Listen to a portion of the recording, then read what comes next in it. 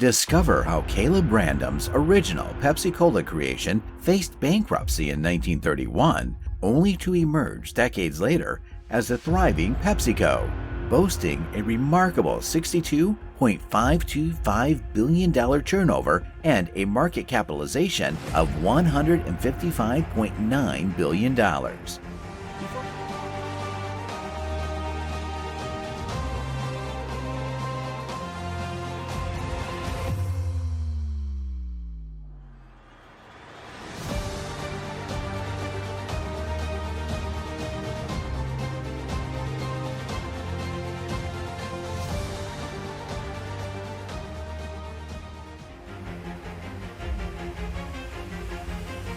From a wealthy family and a graduate of the University of North Carolina, Caleb faced a twist of fate during his second year studying medicine at the University of Maryland when his father's business collapsed.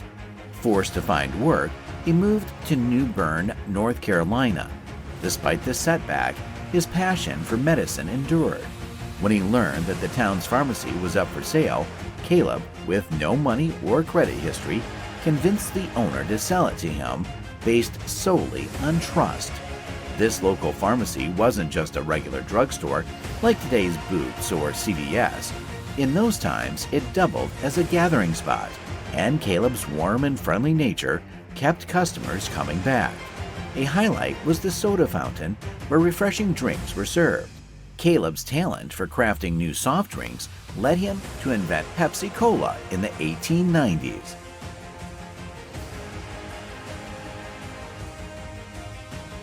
The cola in the name referred to the African cola nut, which was known for its caffeine. Although Pepsi Cola didn't contain cola nut or caffeine, it tasted like the popular Coca Cola. Interestingly, Pepsi comes from pepsin, an enzyme aiding digestion, once a common ingredient in early soft drinks and chewing gum. There's been debate about whether the original Pepsi Cola truly had pepsin. Formally trademarked on August 28, 1898, Pepsi Cola officially began. Caleb hired an assistant to manage the pharmacy, allowing him to focus on Pepsi. In just 3 months, he sold 2,008 gallons of Pepsi Cola syrup. By 1904, after moving production to a larger facility, Caleb was selling 19,848 gallons annually. Rapid expansion followed, with 280 bottling franchises across 24 states by 1910.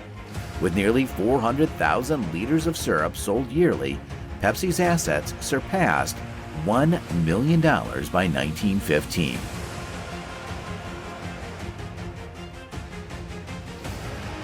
The year 1914 brought war to Europe, causing sugar prices to skyrocket and pushing Pepsi into a financial struggle. Caleb, the company's leader, hoped for a return to normalcy after the war's end. However, when price controls were lifted, sugar costs surged even higher, quadrupling within 2 years. Despite customers' reluctance to pay more than a nickel, 5 cents, for their soft drinks, losses persisted. To safeguard against future price hikes, Caleb purchased large sugar quantities at their peak price of 26 cents per pound. Unfortunately, the price decreased to 2 cents, worsening the losses. Despite his efforts to secure funding, Caleb couldn't reverse the situation. By March 2, 1923, the Pepsi Cola Corporation faced bankruptcy. Caleb Bradham passed away at 67, unaware that his beloved cola brand would eventually achieve global success.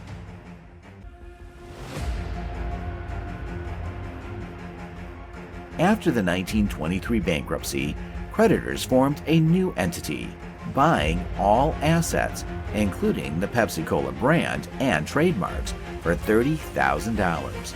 This enabled them to sell the business for $35,000 to Roy McGargle, a wealthy Wall Street trader. Struggling to attract investors, McGargle operated the business at a loss for 8 years. Then came another blow with the Wall Street crash in 1929, pushing McGargle to file for Pepsi's second bankruptcy on June 8, 1931.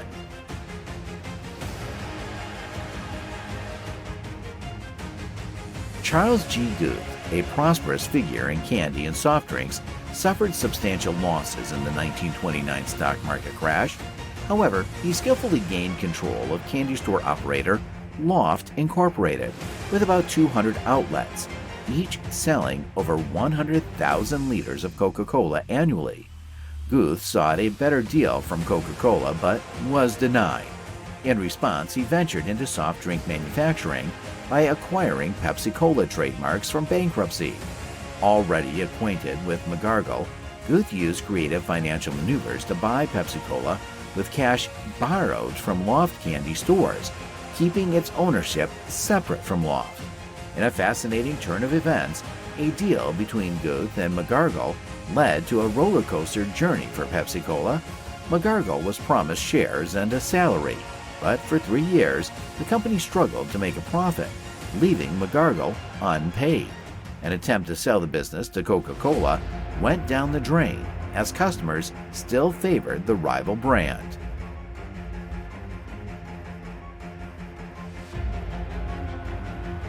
A legal clash between Guth and Coca Cola ensued, though it was ultimately dismissed. When McGargle pressed for his unpaid salary, he realized his power to push Pepsi Cola back into bankruptcy. Instead, he chose a practical approach, selling his shares back to Guth for $35,000. Guth managed to secure funds from Loft despite his financial struggles. In 1934, facing brand recognition challenges, Guth adopted a daring strategy. He priced Pepsi Cola 12-ounce bottles the same as Coca-Cola's 6.5-ounce ones, and this daring move paid off splendidly. Sales skyrocketed, prompting the transformation of a Loft warehouse into a bottling plant to meet the surging demand. The operation even relied on Loft's resources and staff. By 1938, Pepsi Cola franchises dotted the U.S., turning losses into a $4 million profit.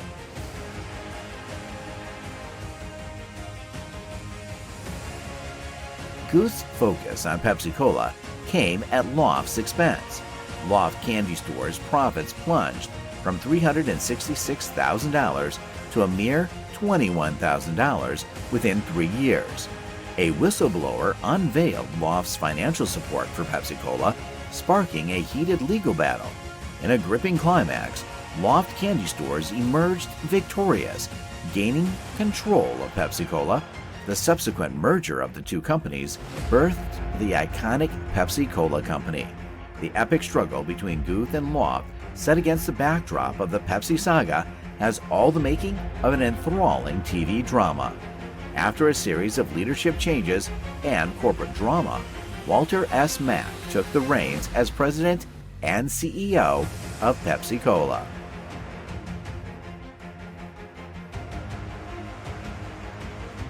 An intriguing legal showdown with Coca-Cola emerged, claiming trademark infringement. News circulated of Coca-Cola's past legal victories against similar cases. Unexpectedly, Mack received a call from Cleo, Cola's president's wife, revealing a secret settlement photo. Realizing Coca-Cola had manipulated previous court outcomes, Mack confronted them with the evidence. A settlement was struck over lunch, resolving the trademark dispute. Mack's tenure ended in 1950, with Alfred N. Steele taking over as president. This marked the path to PepsiCo's massive success today. Regrettably, Caleb Bradham, Pepsi Cola's inventor, passed away believing his creation was lost, unaware of the legacy it would become.